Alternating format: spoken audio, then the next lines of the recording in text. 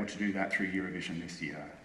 And I hope that we played our role in making even more people know how brilliant the city of Liverpool is. Thank you. So when you put it like that, it sounds simple, doesn't it?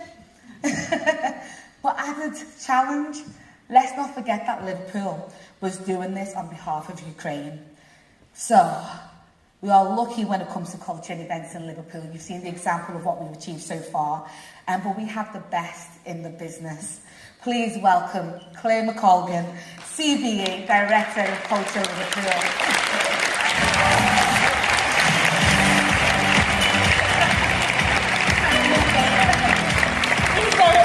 Really wrong because I've got screens and technology and everything.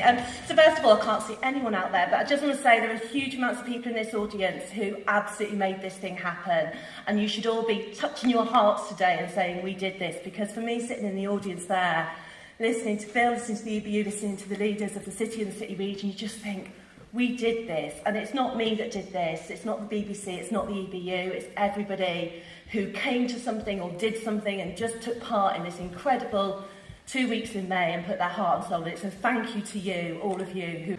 Who Very odd-looking group for a pop act. We're not going to sing, we're going to do questions and answers. Well, it was a week in May which Liverpool will never forget, and today we found out that hosting the Eurovision Song Contest on behalf of Ukraine boosted the city's economy by nearly £55 million. Here's our Merseyside reporter, Andy Gill.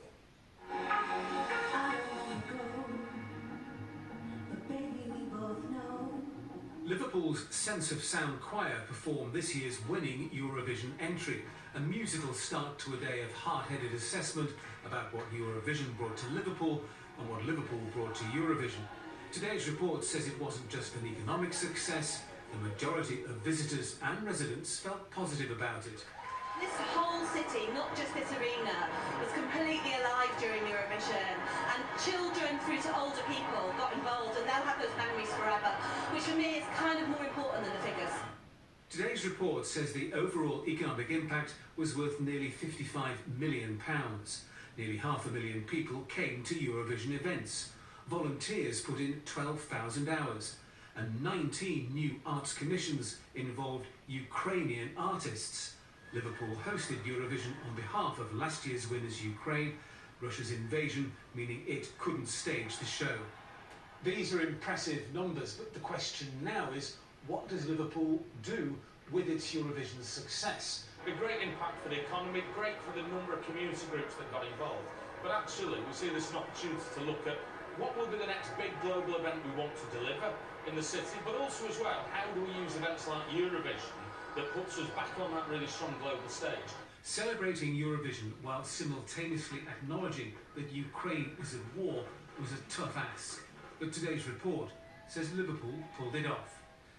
Andy Gill with that report.